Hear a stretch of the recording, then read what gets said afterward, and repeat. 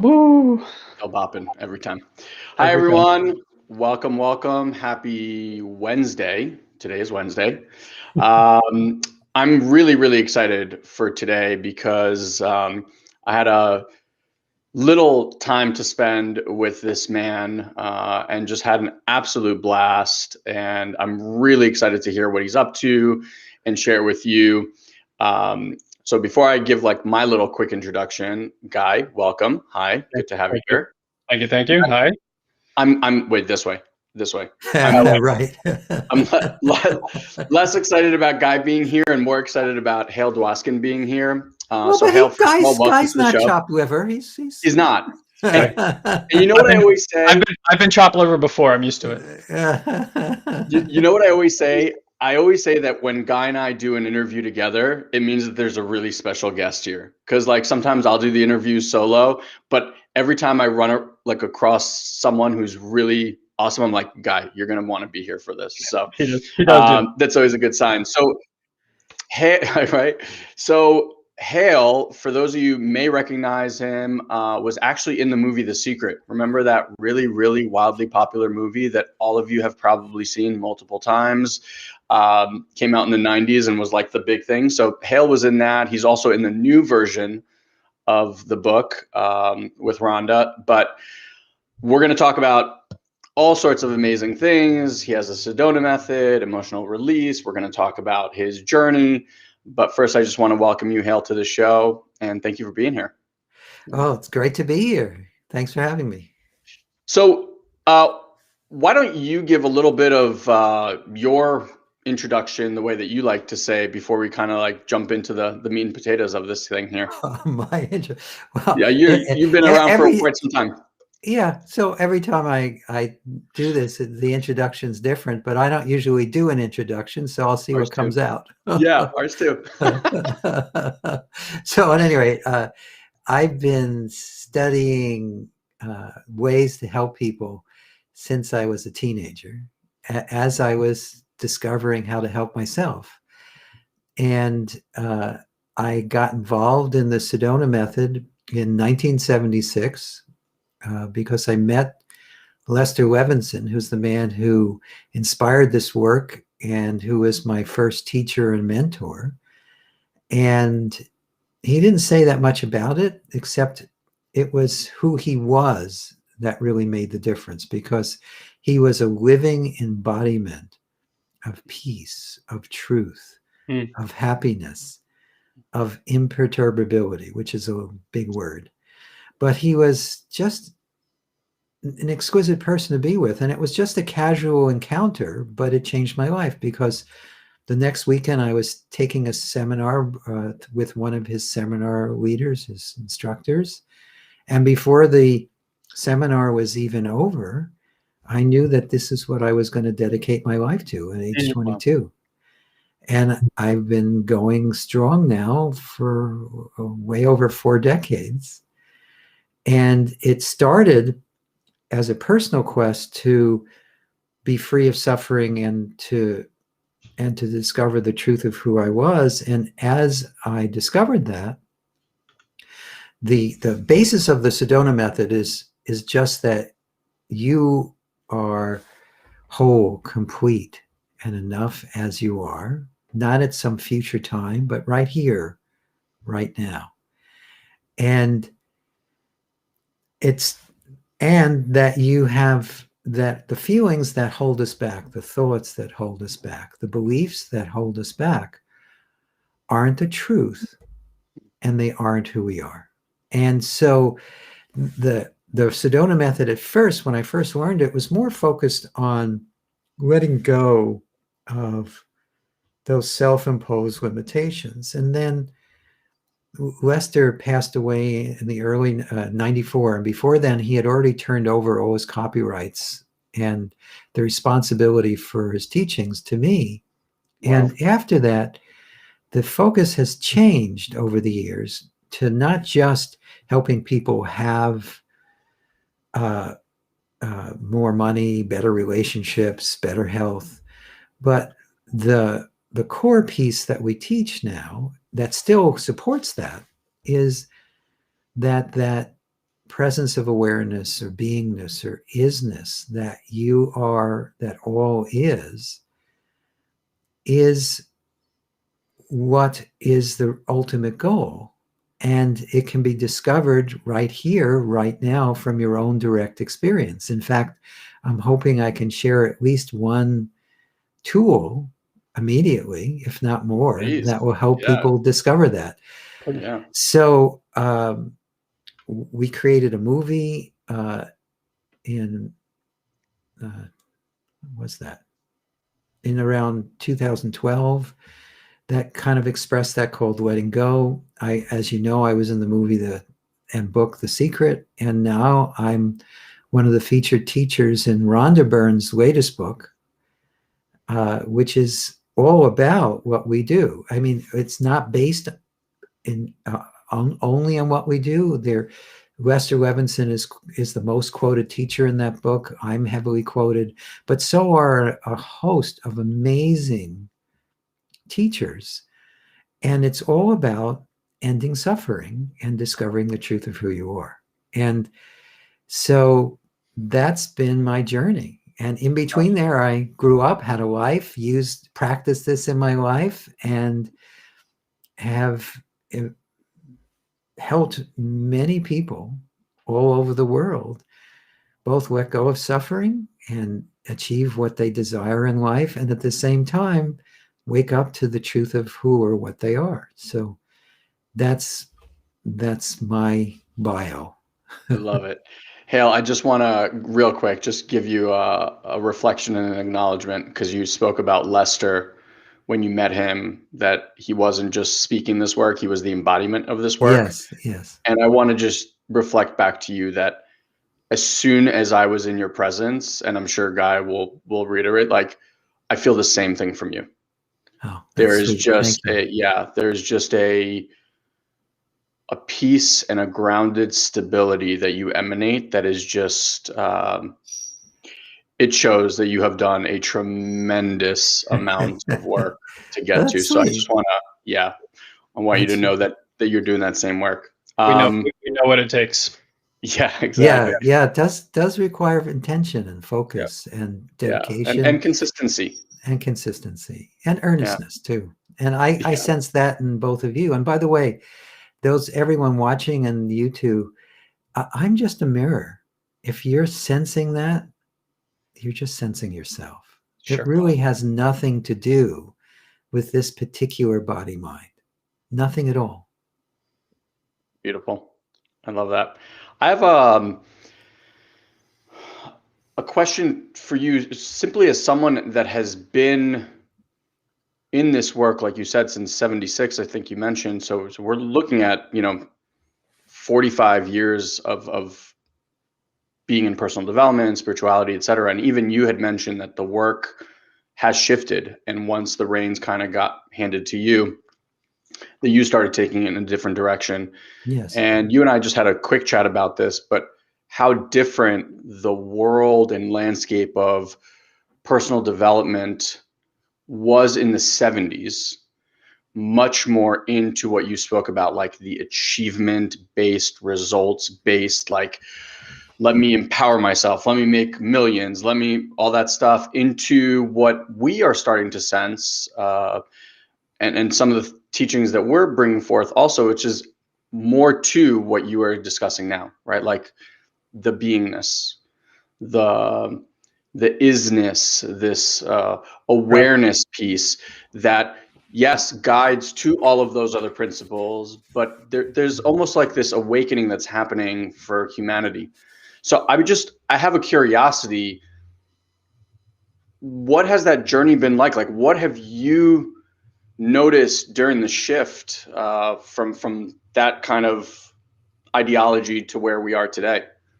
Well, there's several things that have evolved in mass consciousness. One is when we first started doing the Sedona method in the 70s, it actually, the Sedona method actually predated me a few years. Lester was already doing it through his teachers in the early 70s.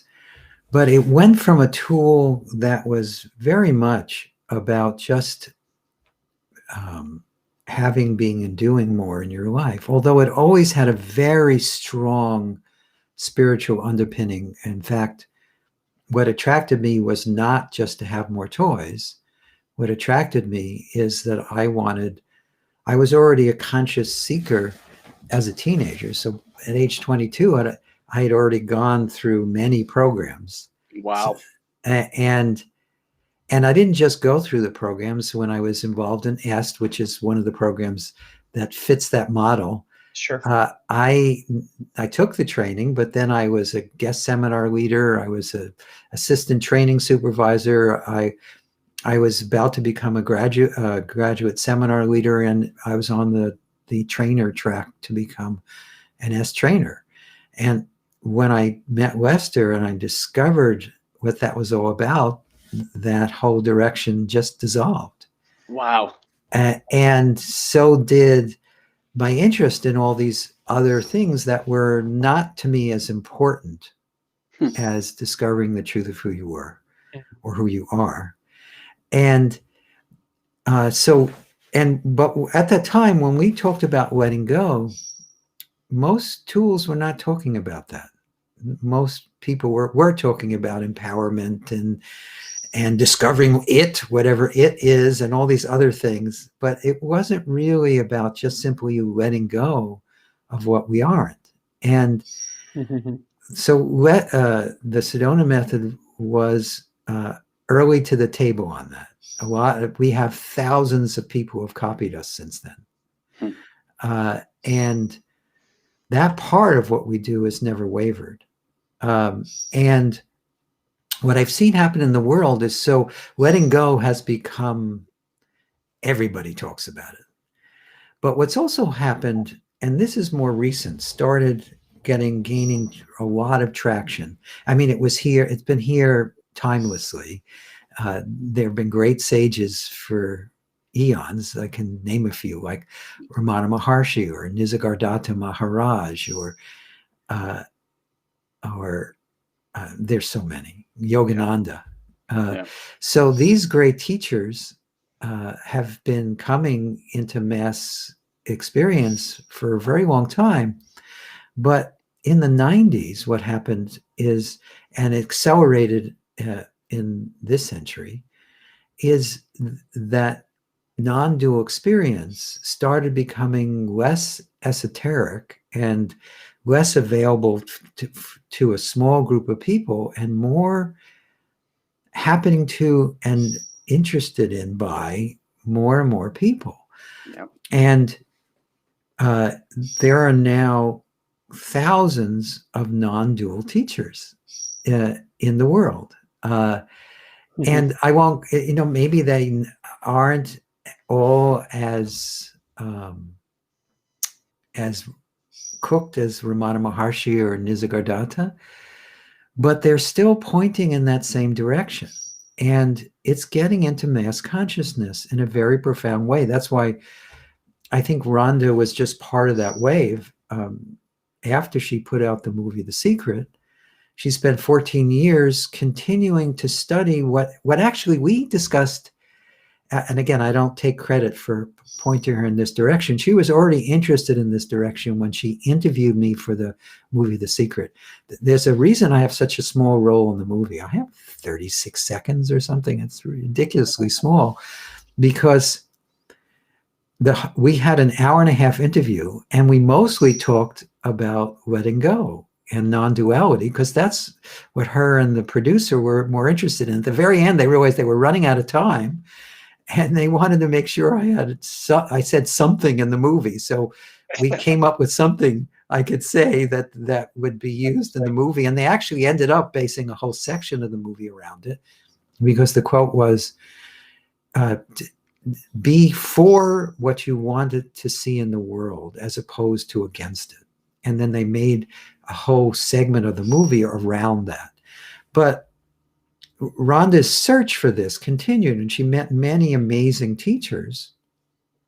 And she continued to study the Sedona method and Lester's teachings, which are intertwined.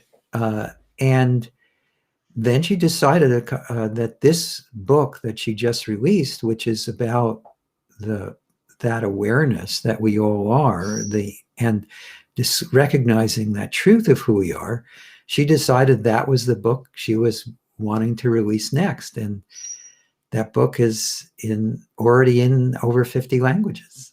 Wow. And it's spreading the world. And again, it's just part of this wave of that direction of where everything's going. And again, both of you are part of that too, because your work is going in that direction as well. Yes, it does feel like we're in that period of time where it's like the yogis that were stuck at the top of the mountain in the cave are starting to come down. We definitely are noticing a large proliferation of just an awakening that we've never experienced before. Also, a accelerated rate at which people are uptaking this type of experience. Yeah, more than ever before. Things I used to see would take 5-10 years perhaps to grasp now seem like they take months. And there's no real cause for any of that. It just seems to be kind of opening and flourishing on its own, as if predicated by time itself.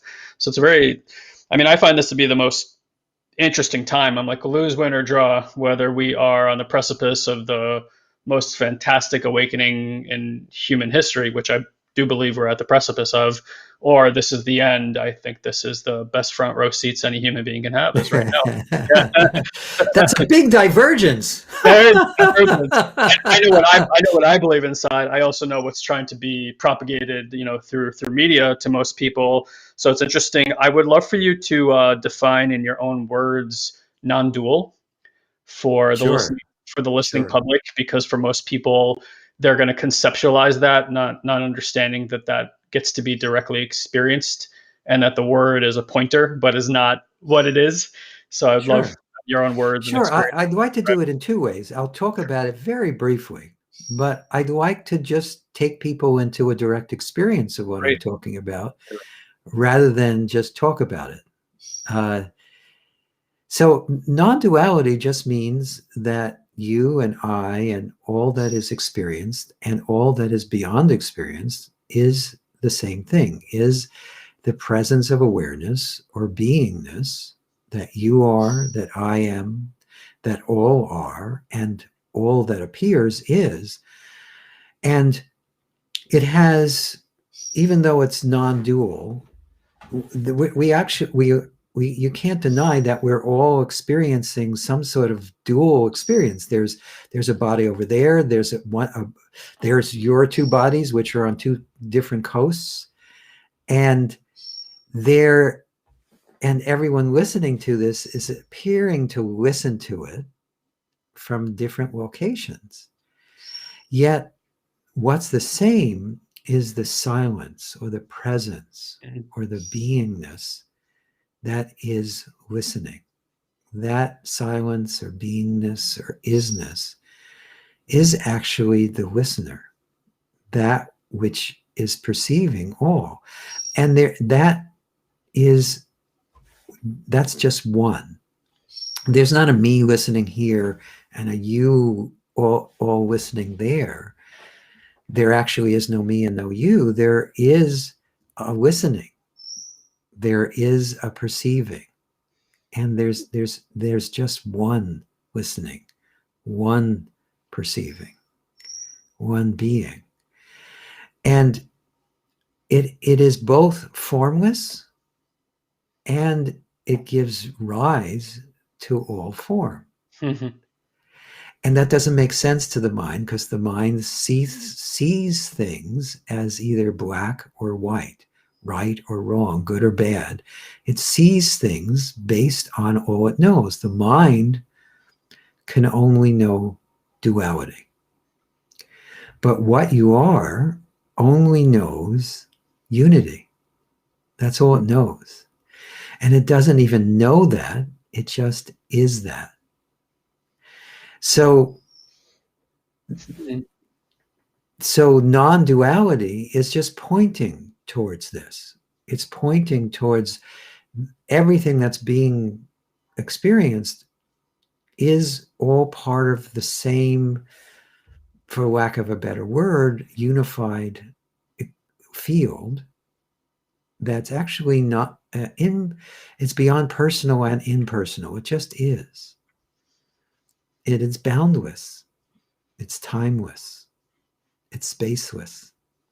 It's dimensionless. Yet it's ever new and always exquisitely beautiful, even if things aren't apparently going the way that particular body mind would prefer it. Yep. It's just the way it is. Mhm. So I love that, Hale. And for those who are listening to this or experiencing this in a recorded fashion, so you could have listened to what Hale just said. Another way is to actually go back and receive the transmission that was. So you can actually go back and listen to that, and there is a transmission there that actually points to and takes you to this groundless ground that he's talking about. So if you want to explore that with yourself, try to drop into your body and go more into the felt senses. He's describing that, but see if you can actually tune into the energy, because Hale is a person that has clearly invested a lot of time and spent much of his investment of time cultivating that energy. And so there's something that comes through people like that that actually helps your system find those locales, so to speak, or non-locales in this situation. Right. Yeah, it's very, very interesting. So I'm curious, given that your aptitude in this, right? Clearly, you're somebody who has invested much of their life with this practice. So where does the Sedona method fit in? Because you mentioned Elon and I were on that path too. Like right before Satori Prime became a company, we were basically, they wanted to fast track us towards being forum leaders. And so that we were right on the precipice, same thing. And we had to sit back and say, do we want to become a forum leader for Landmark, which is, we had been in the organization for 15 years. I started when I was 19, Elon when he was 21. And for whatever reason, right, Soul Contracts brothers, we both had the same kind of moment and epiphany. We're like, this is what we're going to do with our lives. And I was a directionless, depressed, suicidal individual up until the point where I realized that reality was malleable, because up until that moment it was a solid object. So it's funny that you had mentioned that. So we know that work extraordinarily well, and we also had clearly invested a bit of time there. So we had fundamentally thought that this is like the way, right? And then we found this other energetic path, and Ken Wilber, I think, does a really good job of explaining there's the path of the growing up and the path of the waking up. Right. And they haven't really been bridged very well in this world. So we're kind of, but they don't need to be separate. Exactly. Yeah. And so I think we're entering that time of the bridging, where the roots are meeting, so to speak, for the first time. And so it's almost like the enlightened masters also, in a way, we're teaching one or the other. And there has not really been a teaching that has kind of cultivated and brought forth both the integrity piece and this multidimensional aspect of humanity into one, so that we can embody the energy here, not try to escape the experience to have it, right? So I'm curious, since you've invested so much time in the Sedona method, can you, maybe it's not brief, but describe in your own way, like what is that work bringing through that has had you invest that much time in it? Well, that presence of awareness or beingness that all is, the only reason that we don't experience it moment to moment, if there is a reason, is that the tendencies and desires, the beliefs in limitation, the thoughts, the feelings, the ideas that we are holding to the contrary. Now, me speaking about it this way makes it sound like there's someone here holding it, but there isn't. Part of what you discover as you let go of your sense of limitation is that it was never yours to begin with. It was never real. But what the Sedona method does is it's a bridge. It's always been a bridge. It's not either or, it's and. So if someone comes to us and they just are feeling depressed, and they'd like to not feel depressed. We teach them a set of simple tools that helps them let go of the depression. Now, as they let go of the depression, very quickly, they start to discover there's a lot more to life than not being depressed. Yeah. And at first, that may manifest as more engagement in life, having more, being more, doing more. But very quickly, they start to also see that there's more to life than life. That life that we all experience is just what's happening on the surface.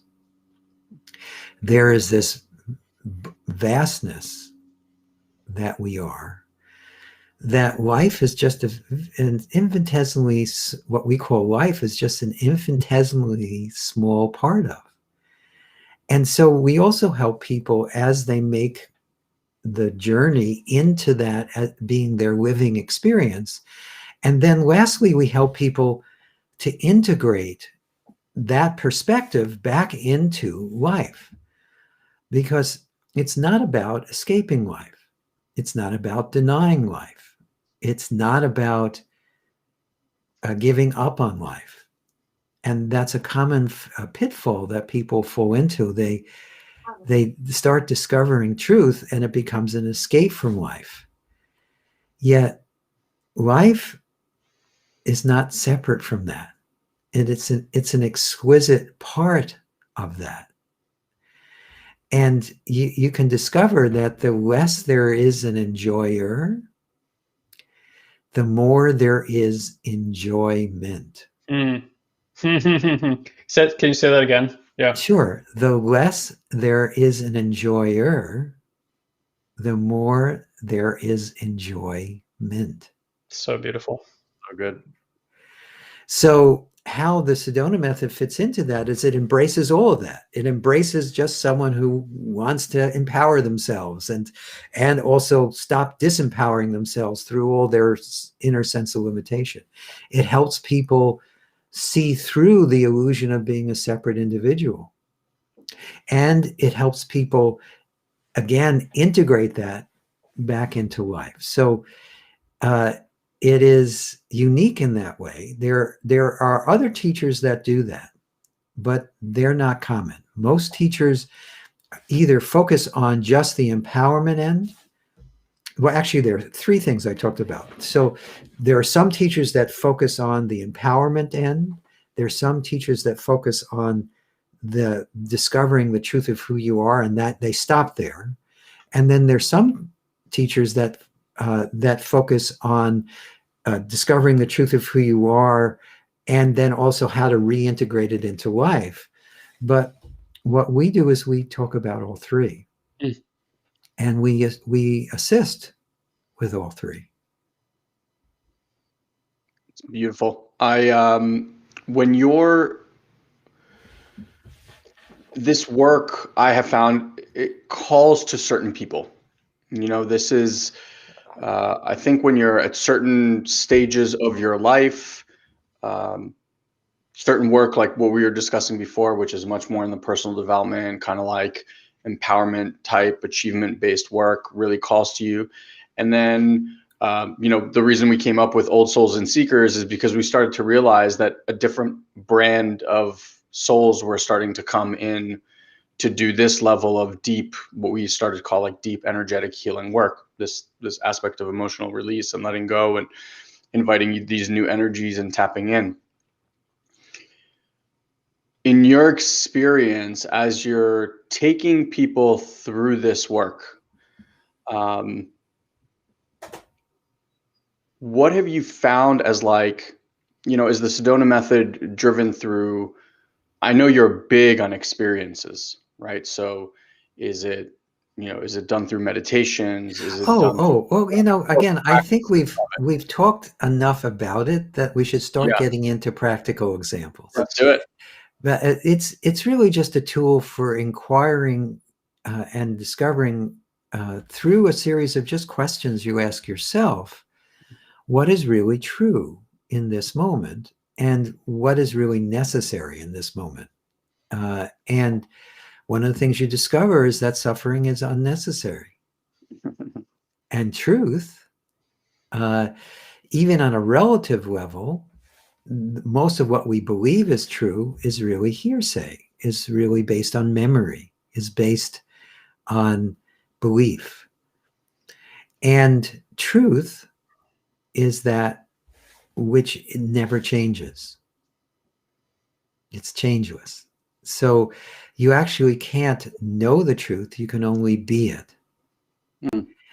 And so as you start to embody the truth, that radically transforms the way that particular body mind experiences life. But it's not us doing that.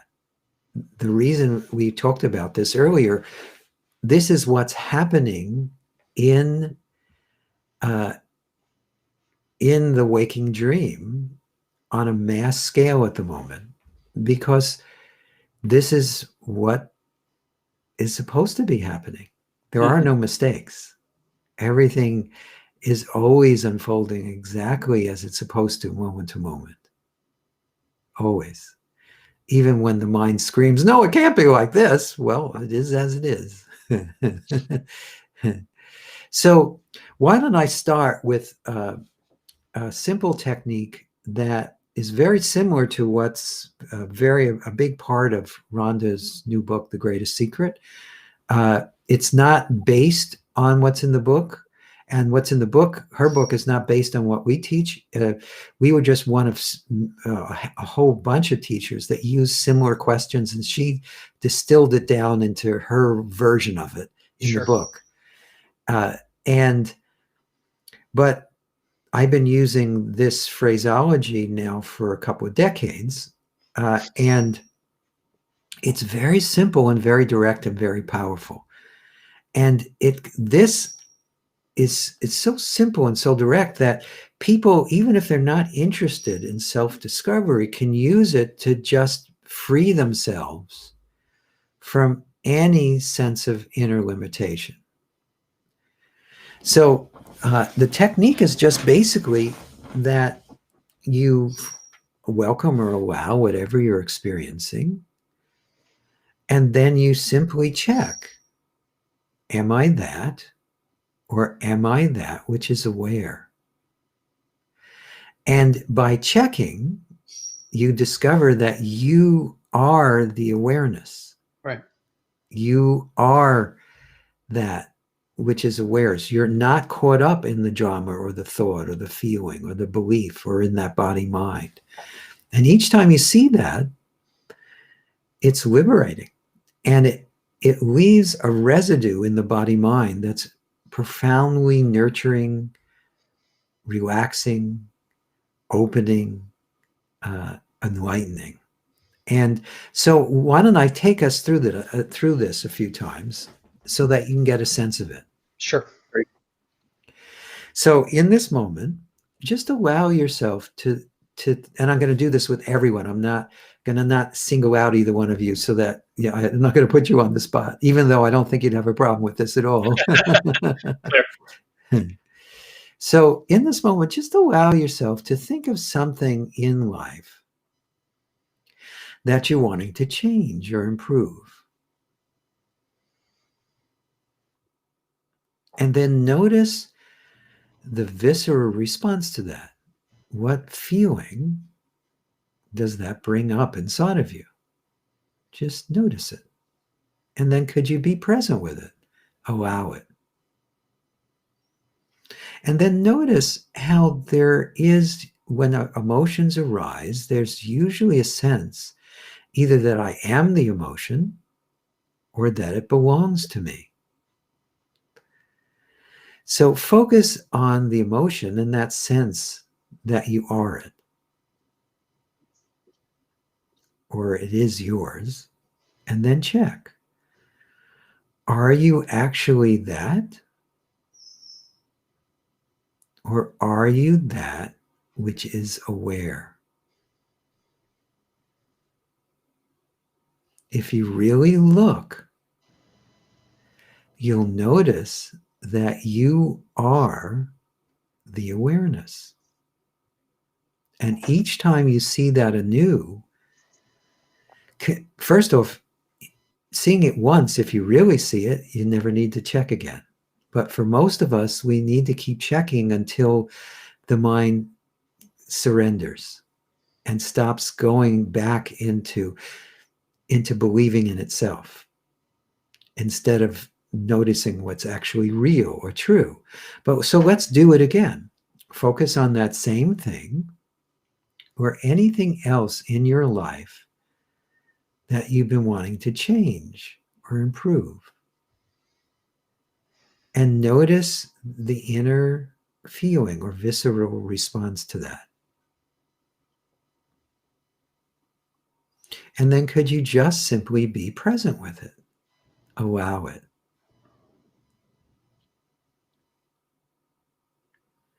And then just check, are you actually that?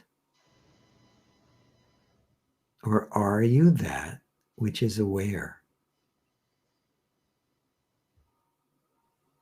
Again, each time you notice that you are the awareness, it disengages the body-mind from what even a moment ago could seem all-consuming.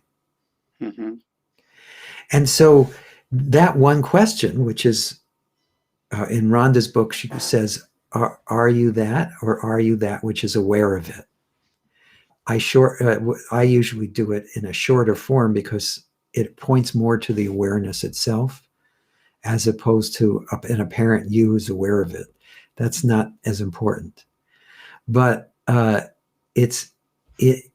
technique is just a natural inquiry into what's actually real or true now. The part of the reason the Sedona method is as powerful as it is it's just a series of questions that help you discern what's real, what's true in this moment.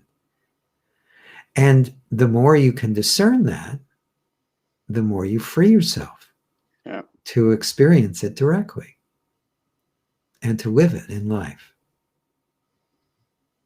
Yeah, I find that the more you do this kind of work, the more, well, first, I think it takes something in the beginning, because there's, as you begin to shift into this place of awareness, I think you start to allow new energies and new information to just come through. Some people see it, some people hear it, some people can just sense it and feel it. And it feels, there's almost like a lack of belief that what you are experiencing is true. It's like this other part comes through and goes, this can't be real. You're making this up. This is, and I think through consistency, you really start to trust the simplicity of the process, because the mind really wants to make this like, it can't be that simple. I can't just be witness and hold presence with this part internally that is sad or frustrated or angry, and it disappear. Like, it can't be that easy. I've read all these books, watched all the videos. People have told me that I need to go through this process and write these things and visualize. Oh, I know.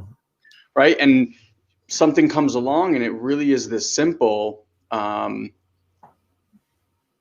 what I find is that the more you tap into that, it just gets easier and easier, because you're almost like creating pathways for it to be released easier and easier. And then the other thing is that your own truth starts to come in.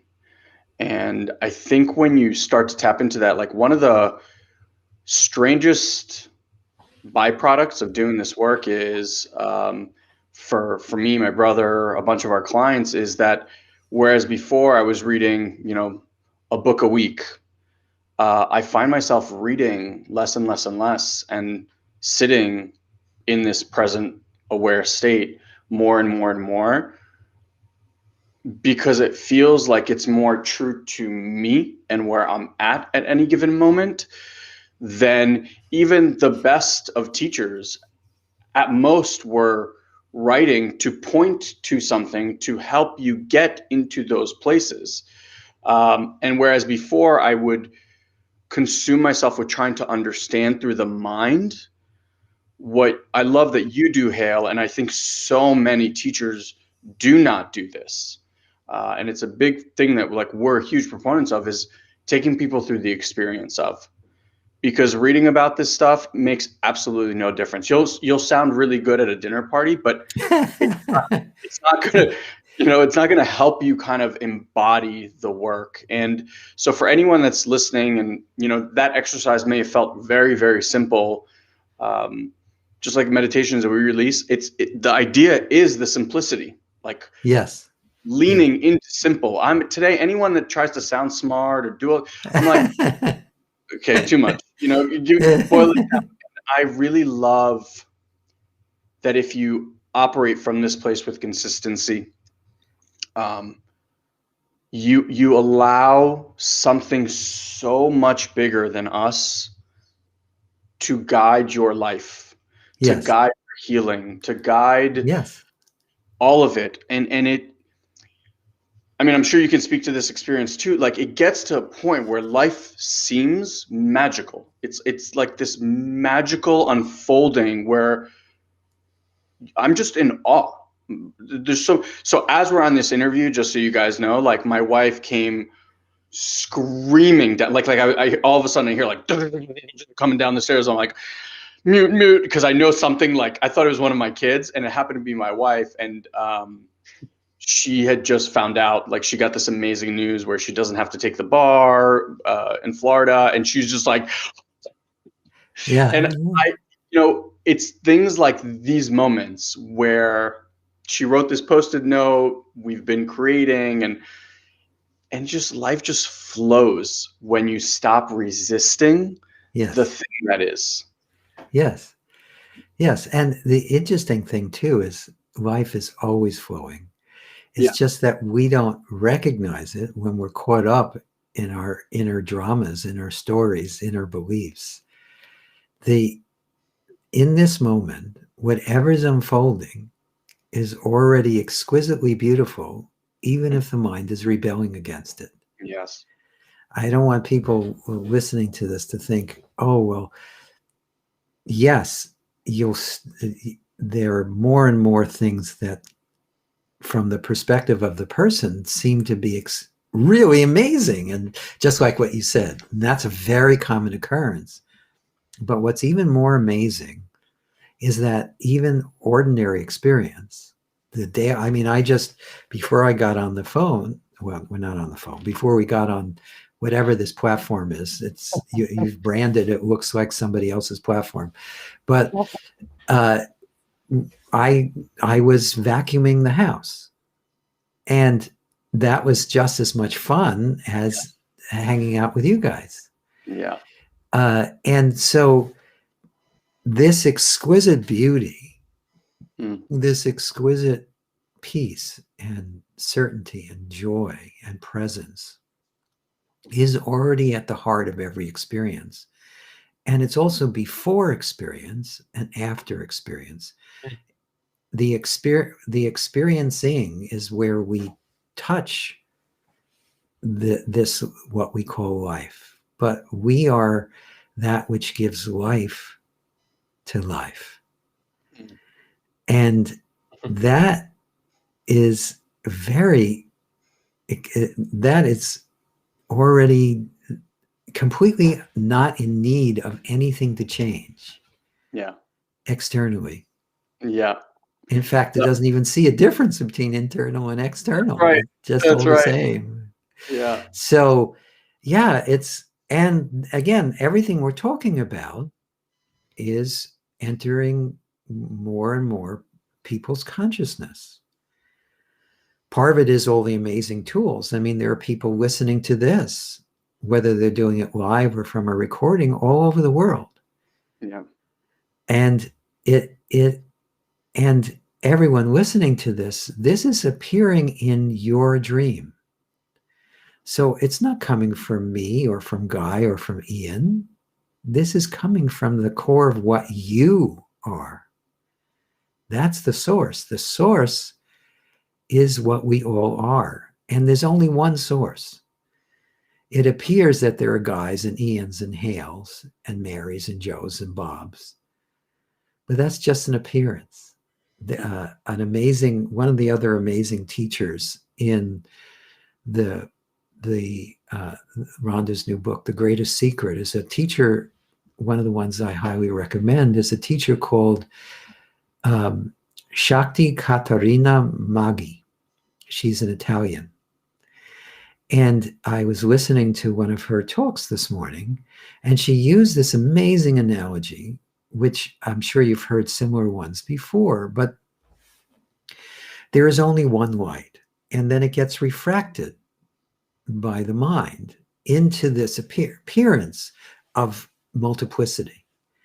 And it's still only one light, but just like a prism, when the sunlight passes through it, projects all over the room of life apparent different individuals, it's still just that one light. Yes.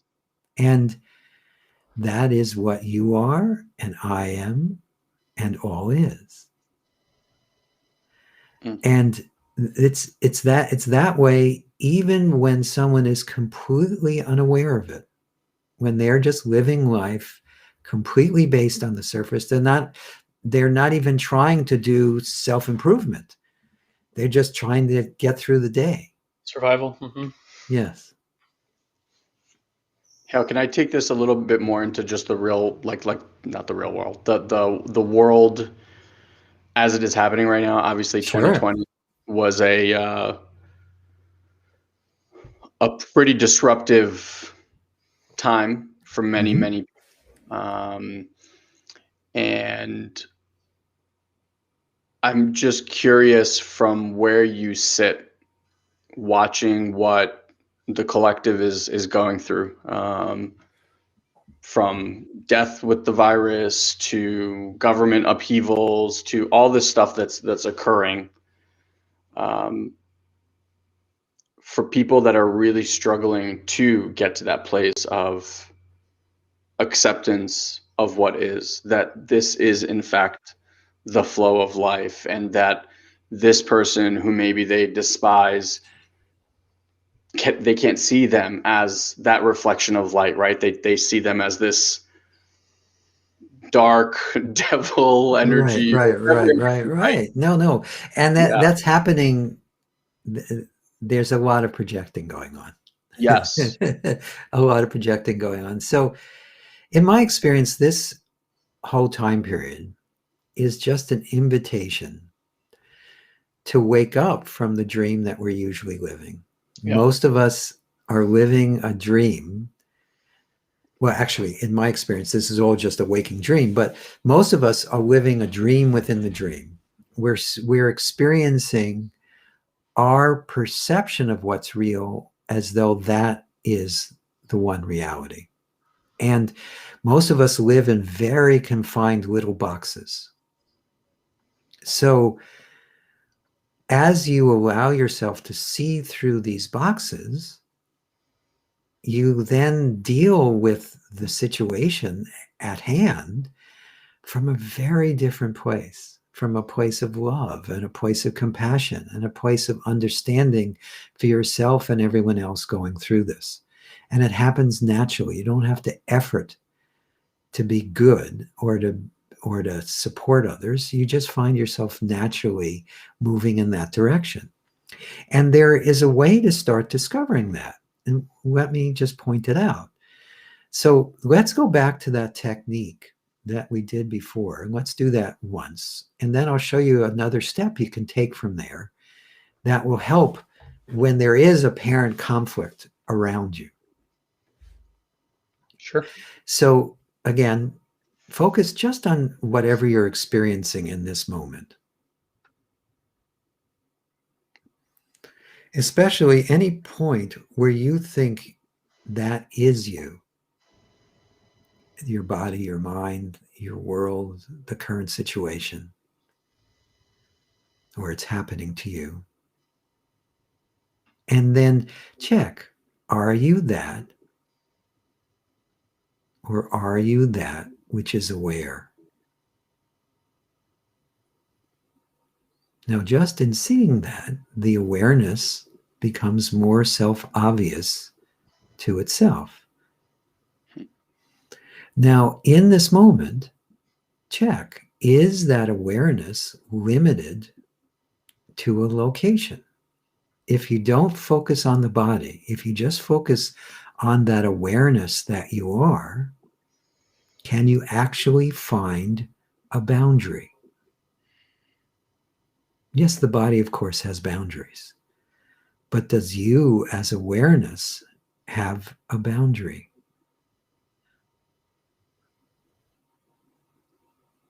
If you really look, you'll find that you are boundless.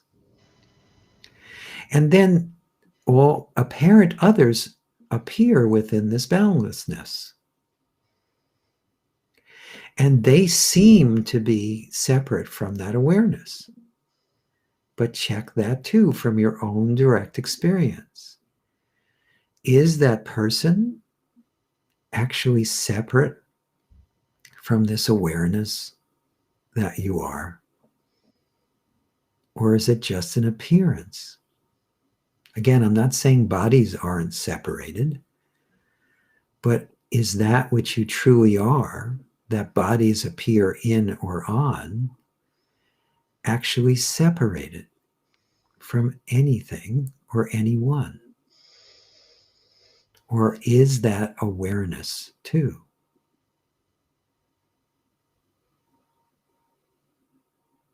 If you really look, you'll see from your own direct experience that even these situations that for most of us have been at best an inconvenience, but worse, an enormous disruption that have caused pain and suffering. But is even that separate from the awareness that you are? If you really look, if you look from or as that awareness that you are, you'll notice that there is no separation. And in noticing that, it's harder to resist. It's harder to reject. It's harder to judge, because it all is contained within that which you are. And that makes it easier to deal with what is. You still do whatever's appropriate to deal with life situations, but you do it from a much more expanded point of view. Mm-hmm.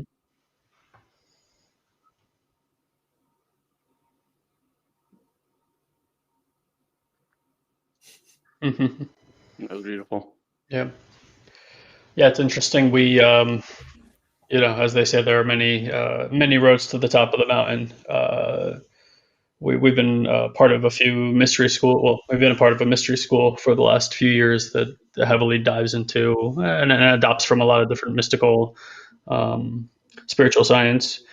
And it's interesting to see the approach that's taken to go to that other level of mind through this questioning.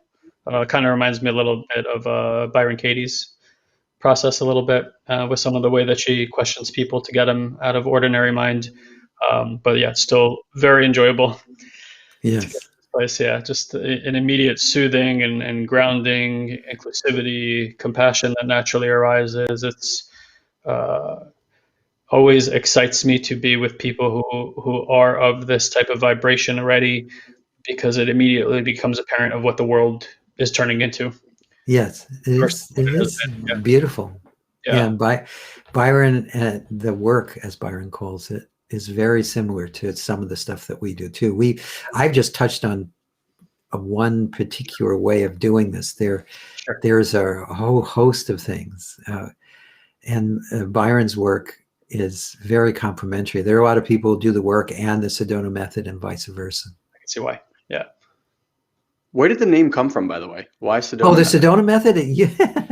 It used to be called mind freedom, And then, do you remember well, you guys were, you were very young, so you may not remember. There was something in the late 70s or early 80s called the Jonestown Massacre, where there were 800 people. They were part of a cult, and they've been brainwashed, and they drank the Kool-Aid, literally, that was laced with a poison, and 800 people died. Wow. And so we decided that people, again, we were talking, that's mind control, but we didn't want to be confused with that. And it was early on, this was in the late 70s, before Sedona, the place, was discovered. And the Sedona method shows you how to feel as relaxed and as happy and as open as you do in a beautiful place like Sedona, without having to be there. And plus, the first Sedona method courses were held in Sedona, Arizona, in the early 70s. And so we named it after that. Afterwards, Sedona got discovered, the place. And now it has a lot of cachet, but at the time, it was just a neutral term we could use that wouldn't be misconstrued. Yes. So interesting.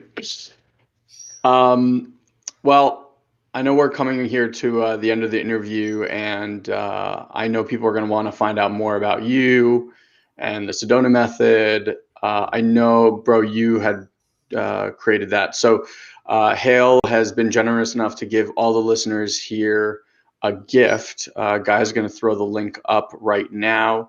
But if you're listening on a recording or in your car or anything like that, if you just go to sedona.com/old souls, no spaces, no periods, no hyphens. So sedona.com/old souls. Hale, do you want to talk about what they're going to receive when they get there? Sure.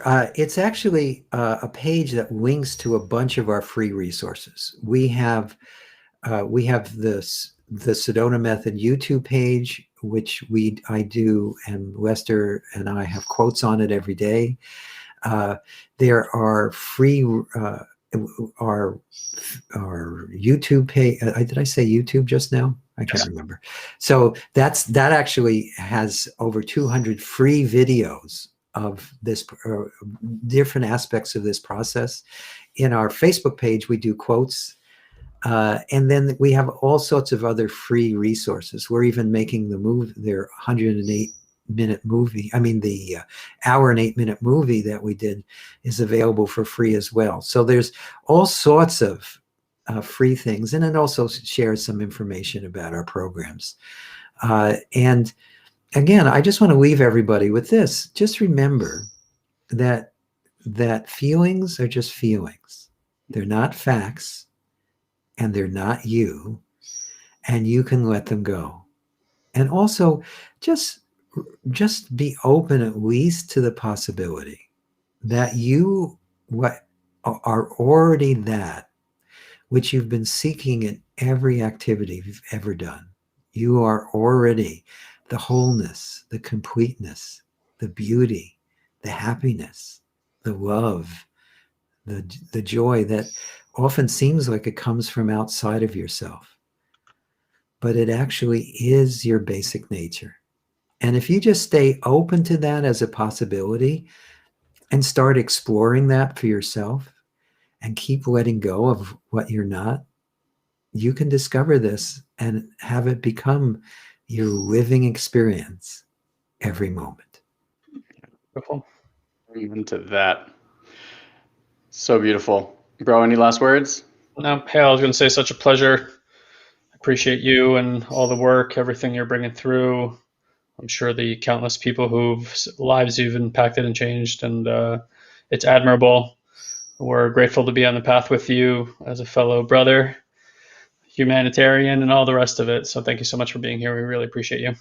Yeah, and thank you for both of you, Ian and Guy, for doing what you do and for sharing what you're sharing. We're all working on this together in our own unique ways. And thank you all, everyone who's been listening live, and all of you who will listen to this recording, because this is all happening because of where we all meet inside. And that Mm. beingness or awareness is actually taking care of all of it. So we're all in this together. Absolutely. Amen. Thank you guys for being here. For those that participated, thank you for those that are listening. If you have any questions, comments, you want to ask us anything or Hale anything, please don't hesitate to reach out. I hope you're having an amazing day. Enjoy the rest of your week. Bye, Bye, everybody. everyone.